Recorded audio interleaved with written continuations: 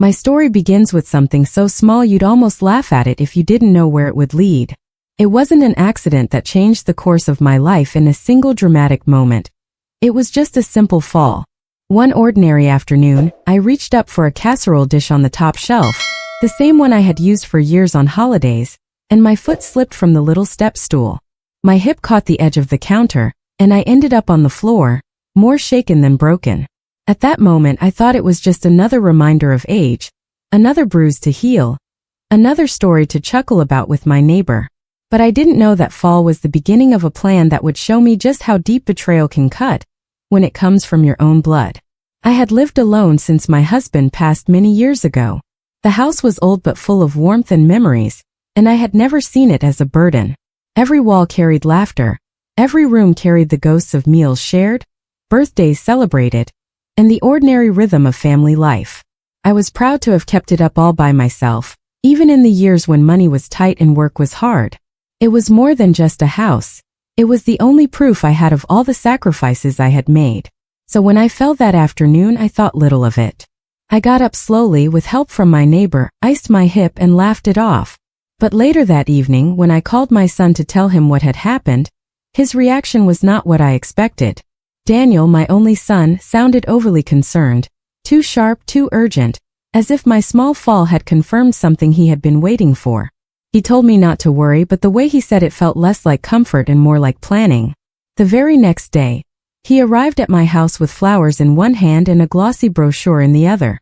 On the outside it looked like kindness, like care, but inside that brochure was the first sign of betrayal. It was for an assisted living facility, a place where people my age are tucked away with nurses and schedules, where independence becomes a memory. He sat at my table, smiled with that polite tightness that children sometimes use when they think they know better, and told me he only wanted me to be safe. He pointed at pictures of silver-haired women smiling under perfect sunshine, playing bingo, eating meals in a spotless cafeteria. He spoke about safety, about having help nearby, about how I wouldn't have to worry about another fall. On the surface, it was a loving conversation, but underneath I heard something else. His eyes weren't looking at me with love. They were glancing around the kitchen like he was measuring the walls, as if the house itself was a prize waiting for him. I told him no. Calmly, firmly, with all the strength I had in my voice, I told him I was not moving anywhere. I had raised him in this home, I had buried my husband while standing in this home, and I had fought tooth and nail to keep this home when the bills piled higher than my paychecks. I wasn't about to give it up because of one slip from a stool. He backed off that day, at least with his words, but I could see in his eyes that the conversation wasn't over. A week later he came back again, this time with his wife. My daughter-in-law carried papers neatly folded in her bag, and she laid them on my table as if she were placing cards in a game she had already won. Consent forms, medical releases, financial disclosure documents, all the things they would need to start the process of moving me. She smiled sweetly as she explained, but there was no warmth in her words. She spoke quickly like a salesperson running through a script, and used phrases like eligibility and programs that made it clear this wasn't about love. This was about money. That was the first time the truth came into focus. It wasn't my safety they were worried about, it was control. Control over my life, my decisions, and most importantly, my inheritance. They wanted to know what assets I had, what savings I had tucked away, what this house was worth. The same house I had spent my life paying off, the same house I had always assumed would one day be passed down as a gift of security for my family. To them, it wasn't a legacy, it was a prize they were already fighting over while I was still alive. I refused to sign. My voice shook a little, but my hands didn't. I looked my son in the eyes and said I wasn't ready, that I didn't need their forms, and that I wasn't about to hand over the life I had built because of their impatience. For a moment, the room was filled with silence so heavy it almost broke me. My daughter-in-law gave my son a sharp glance, as if urging him to push harder. And my son, the boy I had carried in my arms, the boy I had raised with every ounce of my strength, just sat there, torn between pretending to care and revealing what he truly wanted. They left that afternoon with forced smiles and promises to talk again soon. And when the door closed behind them, I locked it and stood with my forehead against the wood, feeling the weight of everything I had just realized. My son, my flesh and blood, wasn't fighting for me, he was fighting for my house, my savings, the scraps of security I had managed to hold on to after decades of struggle. He didn't want me safe. He wanted me out of the way. That night I couldn't sleep. I lay in my bed staring at the ceiling and thought back to the years when Daniel was small. I remembered holding his hand at his father's funeral, the way he squeezed so tight as if I was the only anchor he had left. I remembered working double shifts to buy his school supplies, skipping meals so he could eat better, and smiling at him even when I was so tired my body ached. Every sacrifice I made for him. And now that same boy, the one who once cried when he thought I might leave him, was the man trying to tuck me away so he could claim what was mine. The next morning, I sat at the kitchen table with a notebook. I wrote down everything I owned, no matter how small, and thought about how to protect it. For the first time in my life, I realized I couldn't trust the one person I had always believed would protect me. And that realization, as painful as it was the beginning of a new kind of strength inside me. Because if my own son could betray me, then I would have to learn how to stand taller than ever before, even if it meant standing alone. The week after that conversation, I began to notice things I had never noticed before. It's funny how betrayal sharpens your eyes. Where once I saw only family, I now saw calculation. Every phone call from Daniel had a strange urgency, as if he was rushing me somewhere I didn't want to go.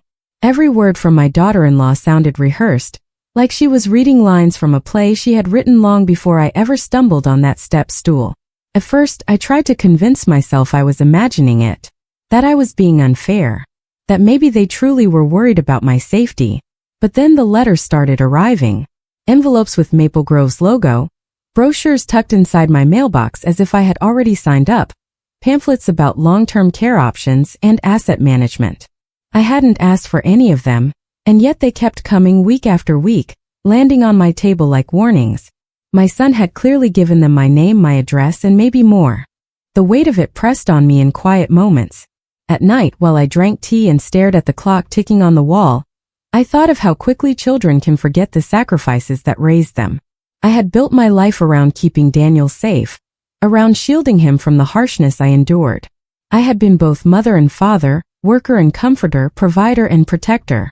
And now he was treating me not as a mother, but as an obstacle. He wasn't asking me what I wanted. He was deciding what was convenient for him. My house, my savings, my will. Suddenly all of it felt exposed, like I had left my door open in the night. I had always thought my legacy would be simple.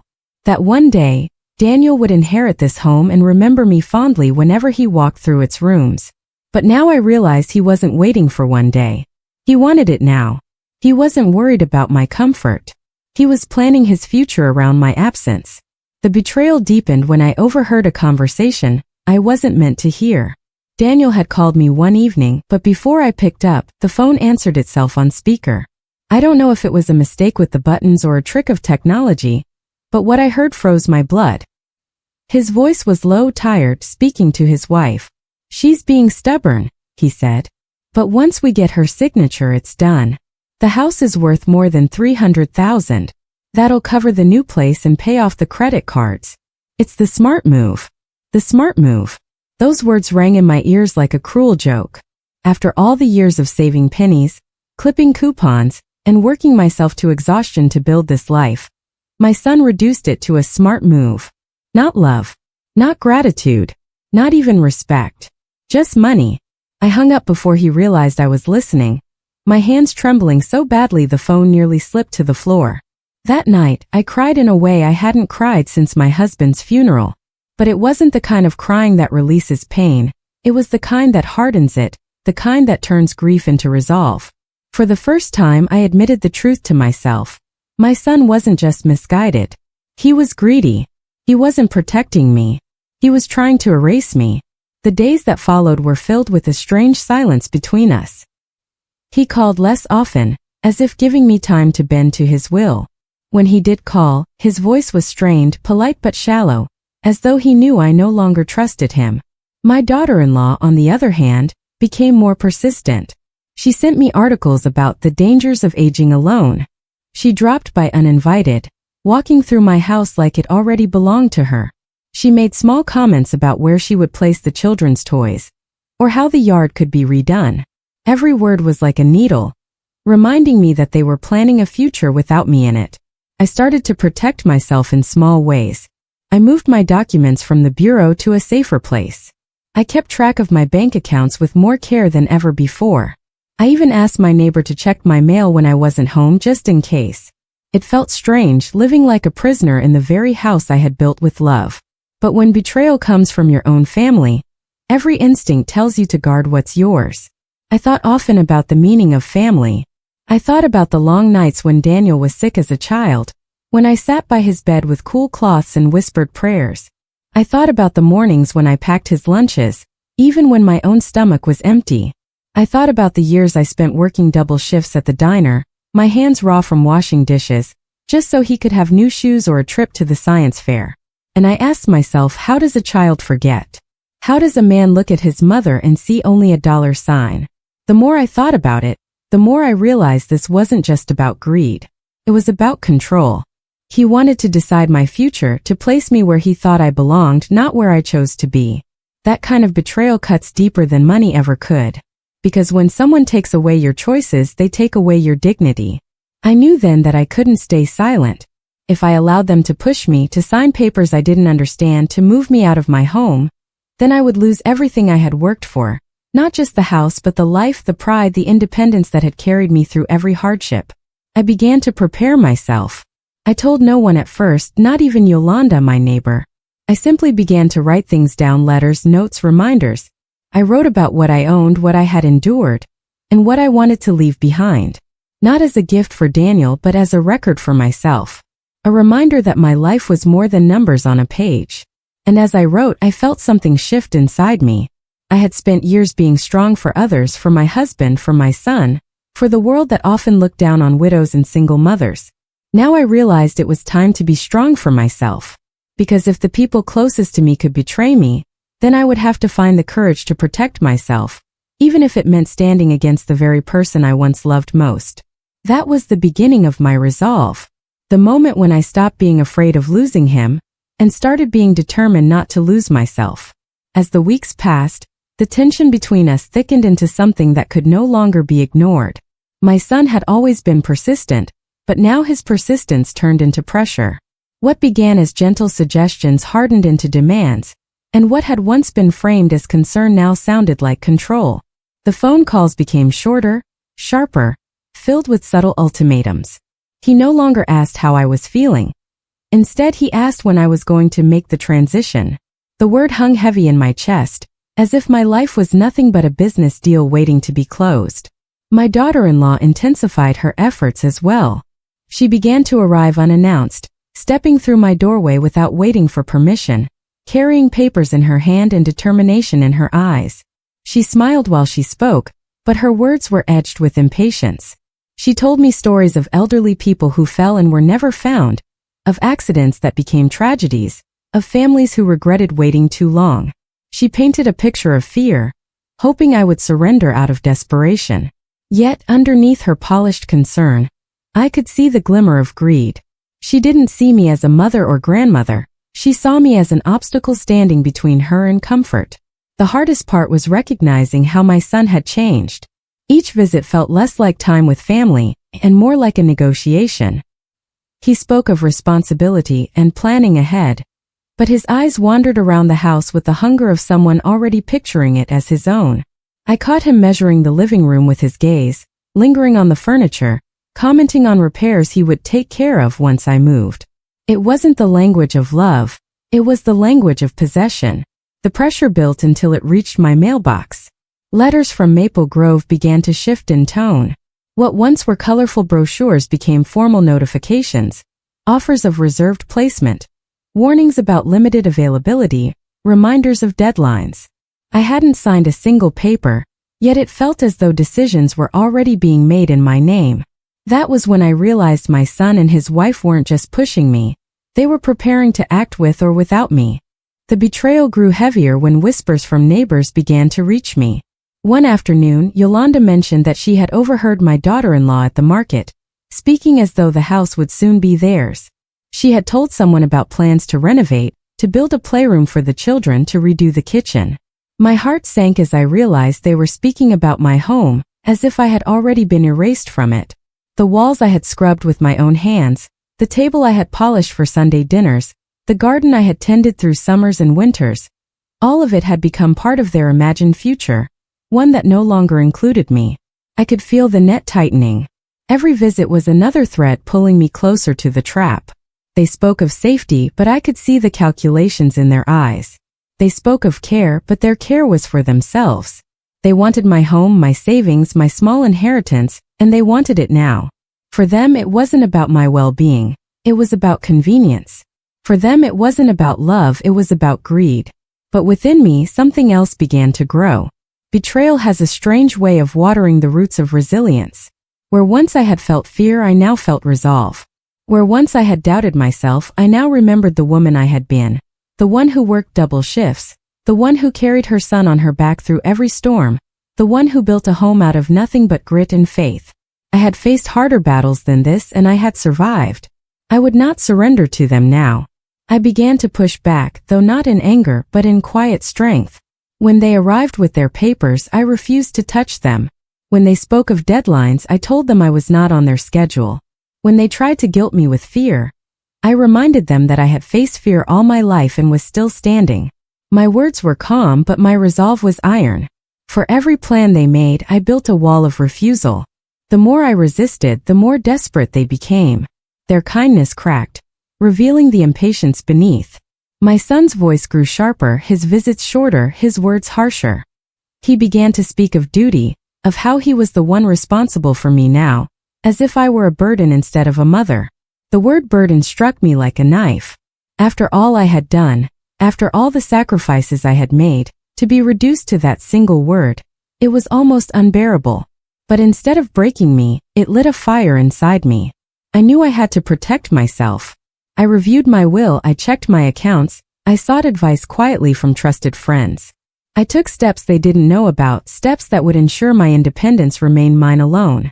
They thought I was weak, but they didn't understand that a woman who has carried her family through hardship learns how to protect herself in silence. As the days passed, my love for my son remained, but it changed. It was no longer the blind love of a mother who believes her child can do no wrong. It was the heavy love of a woman who sees the flaws of her own blood and grieves them. I still loved him, but I no longer trusted him. I still prayed for him, but I no longer believed in him. And that realization was its own kind of heartbreak. Yet even in that heartbreak, I discovered strength. I realized that survival is not just about protecting your body. It is about protecting your dignity, your choices, your life's work. They could pressure me, they could threaten me, they could even turn cold and cruel. But they could not take my spirit unless I gave it to them, and I had no intention of surrendering it. So I stood taller. I spoke firmer. I reminded myself that my home was mine, my life was mine, and my future was mine to decide. If my son wanted to see me as a burden, then that was his mistake. If he wanted to reduce me to a number on a page, then that was his shame. I knew who I was. I was the woman who had built a life from nothing. I was the woman who had endured loss and carried on. I was the woman who had raised him, clothed him, fed him, and loved him when no one else could. And no matter how much pressure they placed on me, I was not going to let them take that away. The distance between me and my son grew like a canyon, wide and impossible to ignore. What had once been the warm foundation of family had hardened into something brittle, something sharp that cut every time we spoke.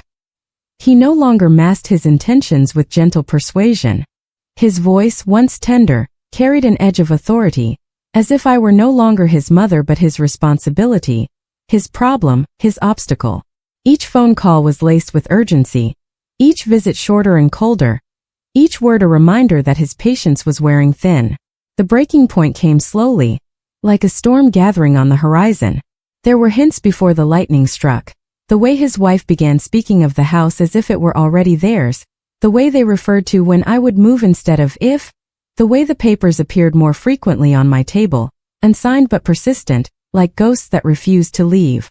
I could feel the storm pressing closer, but nothing could prepare me for the moment it broke. It began with raised voices. Not mine. I had learned the power of calm refusal, but his.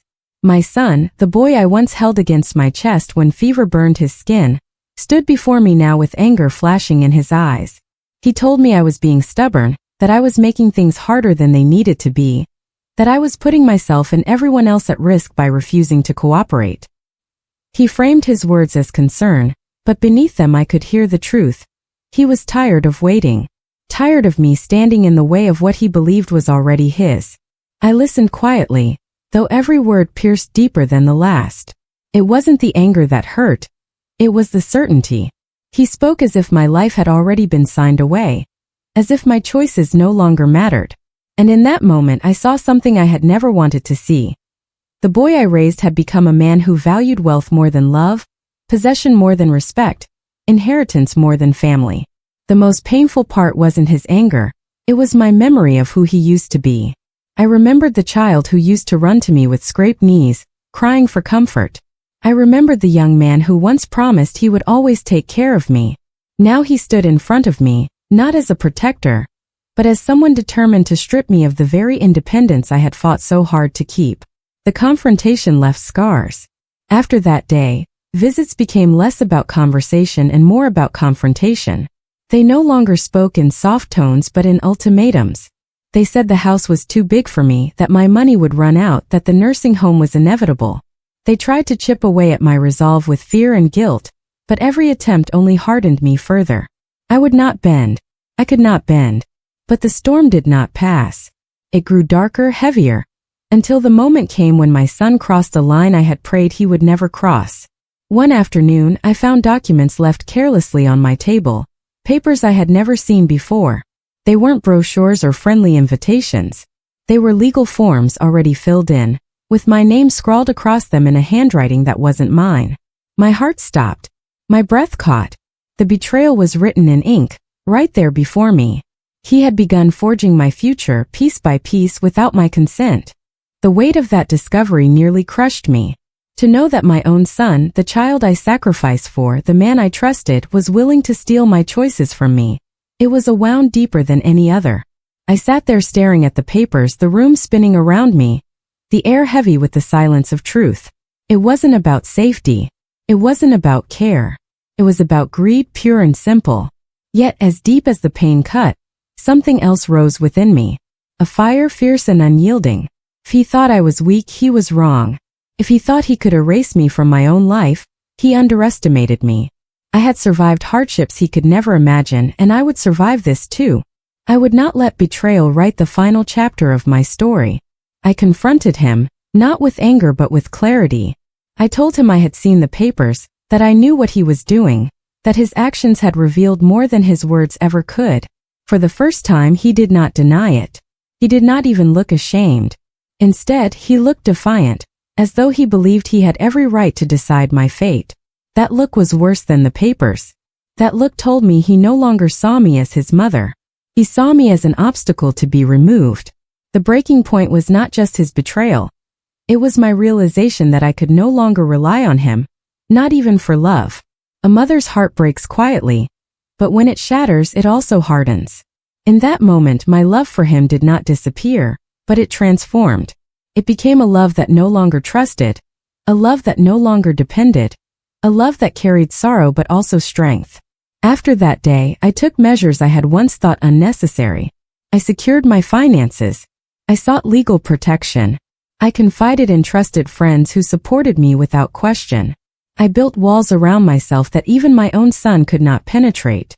He thought he could corner me, but instead he awakened a resilience that had been buried beneath years of gentleness. And as I lay in bed that night, staring at the ceiling with tears sliding silently down my cheeks, I whispered to myself that I would endure. I would endure the betrayal, the heartbreak, the cruelty. I would endure because I had endured before. I had built a life from the ground up, and I would not let anyone, not even my own blood, take it away from me. The storm had broken, the truth had been revealed, and though the air was heavy with sorrow, I knew one thing for certain. I was not done fighting. The day after I discovered the forged papers, the air in my home felt different. It no longer felt like the safe sanctuary I had built with my own hands.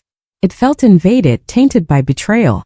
Every corner seemed to whisper with ghosts of trust that had been broken, and every shadow reminded me that the son I loved was not the boy I raised, but a man willing to steal my dignity.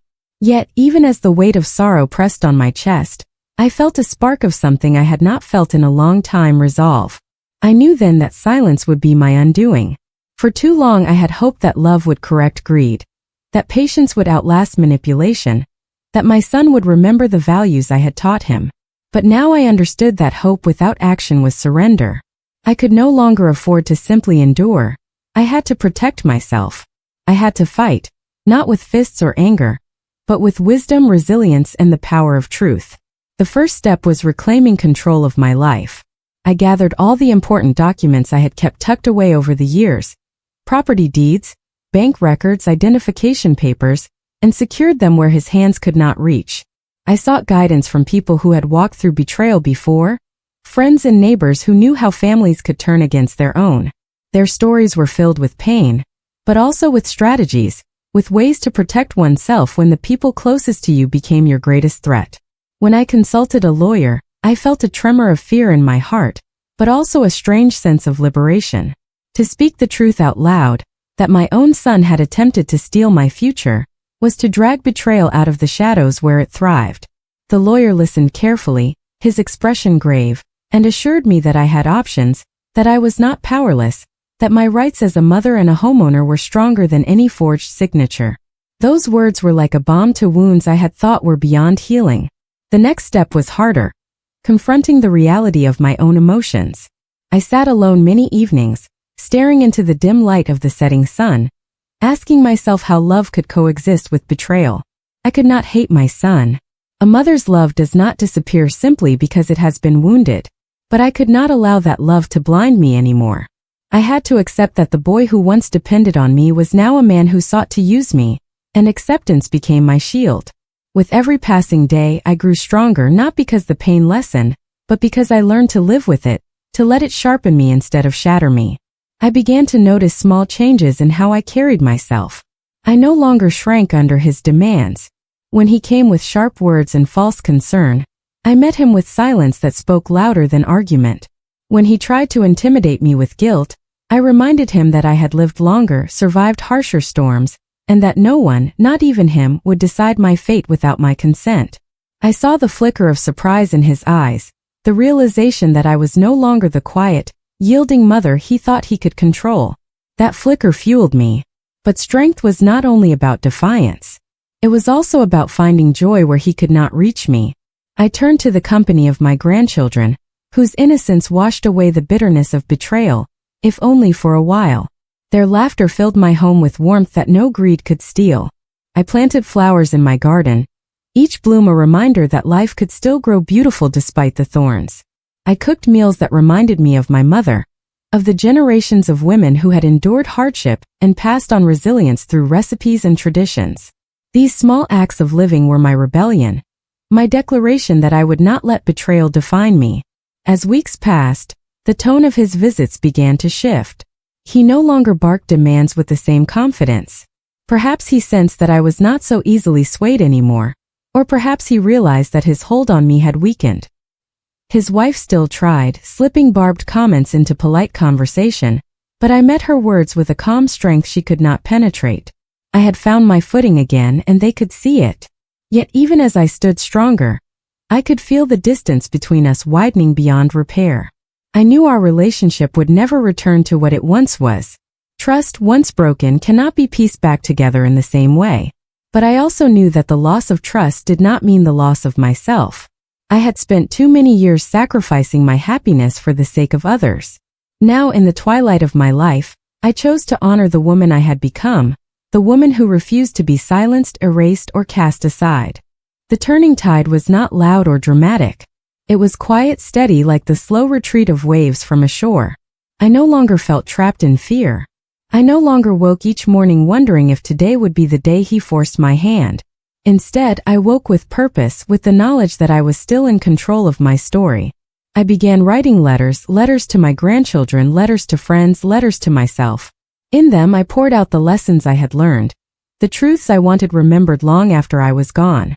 It was my way of ensuring that even if betrayal tried to erase me, my words would endure. There were nights when loneliness crept in, whispering doubts, reminding me that standing strong often meant standing alone.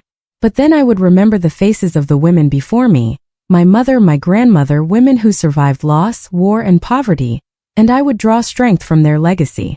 I was not alone. I was part of a chain of resilience that stretched far beyond one betrayal. By the time the next confrontation came, I was ready. He arrived with the same arguments, the same insistence, the same tired lines about safety and responsibility.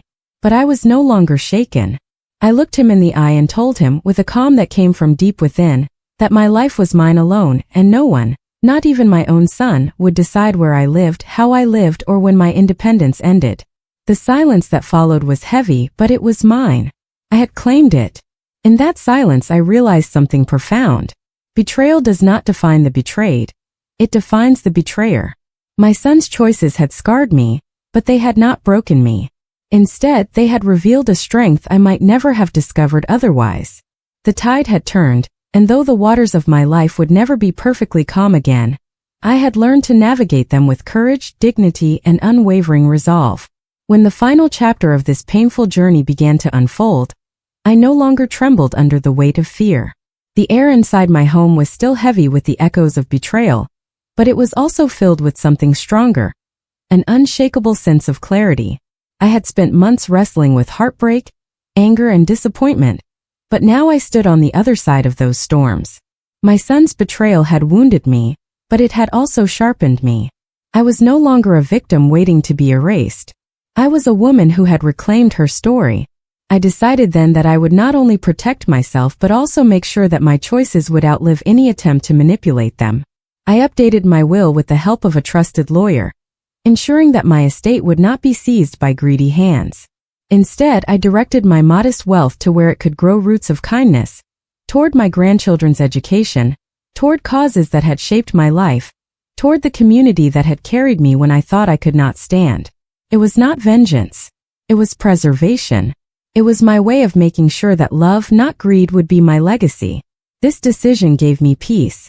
It reminded me that even in betrayal, there are ways to transform pain into purpose. I could not control the choices of my son, but I could control how I responded. I could choose to let bitterness rot my heart, or I could choose to channel it into something lasting, something that reflected the woman I had always been. Conversations with him grew fewer, but when they happened, they revealed a shift. He still pressed, still tried to wrap his greed in the language of concern, but his eyes betrayed him. He knew that he no longer held power over me. The certainty he once carried had cracked, and though he would never admit it, I could see frustration in the way he tightened his jaw, in the way his words stumbled when my calm refused to bend. I had become unmovable, and he did not know how to fight someone who no longer feared him. There were moments when I looked at him and felt the sting of loss. I missed the son I once knew, the boy who used to hug me with unguarded love, the man who once promised to honor me. I grieved for him, though he was still alive, because I understood that greed had consumed the part of him that once valued family over fortune. That grief was heavy, but it was different from weakness. It was the kind of grief that teaches you how to let go while still loving from a distance. In that letting go, I found freedom. I no longer begged for his kindness or hoped for his understanding. I accepted him for who he had become, and I accepted myself for who I had grown to be. My life was not ending. It was entering a new chapter, one where I lived fully on my own terms, without chains, without fear. I began to pour more energy into the simple joys that reminded me life still had beauty left to give. I planted a small vegetable patch in my backyard and found delight in watching green shoots break through the soil. I spent evenings with my grandchildren, teaching them the recipes that had been passed down through generations, filling the kitchen with laughter and the smells of comfort. I wrote in my journal every night, not just about the betrayal but about resilience, hope, and the lessons I wanted them to carry long after I was gone. One evening, as the sun dipped low and cast golden light across my wrinkled hands, I realized that my story was not one of tragedy. It was one of survival. Betrayal had tested me, but survival had defined me. I thought of all the women before me, my mother, my grandmother, women who endured their own storms, and I felt proud to join their legacy. They had not lived easy lives, yet they left behind strength, wisdom, and hope. I would do the same. My final confrontation with my son was not loud or dramatic. It was simple, quiet, but powerful. I told him plainly that I knew the truth of his intentions, that I had taken steps to protect myself, and that he could no longer use me or my possessions as pawns in his plans. I told him that I forgave him, not because he deserved it, but because I refused to let bitterness poison the rest of my life. Forgiveness was not a gift to him. It was a gift to myself. He looked at me with shock, perhaps even shame, though he quickly tried to mask it. But I could see it in his eyes. He realized that the power he once thought he had was gone.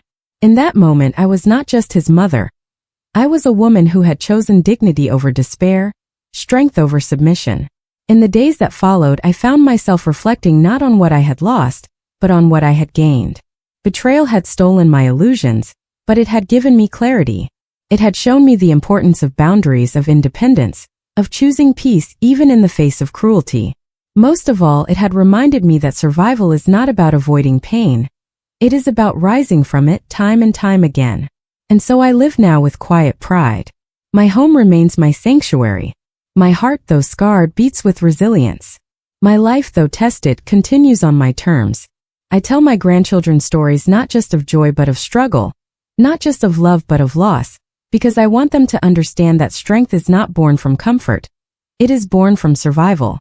I want them to know that even when the people closest to you cause the deepest wounds, you can still rise, still choose hope, still find light in the darkness. As the evening light filters through my window, casting a soft glow over the room, I sit with the knowledge that I am still here, still standing, still unbroken. My son may have tried to control my fate, but I have written my own ending. An ending not of surrender, but of resilience. An ending not of silence, but of truth. My life belongs to me. My story belongs to me. And until my final breath, I will live it on my terms. Thank you for watching this story till the end. If it touched your heart, don't forget to like the video, subscribe to the channel, and turn on the notification bell so you never miss a new story. And remember, sometimes the hardest betrayals come from the people closest to us, but strength and dignity will always shine through. Take care, and I'll see you in the next story.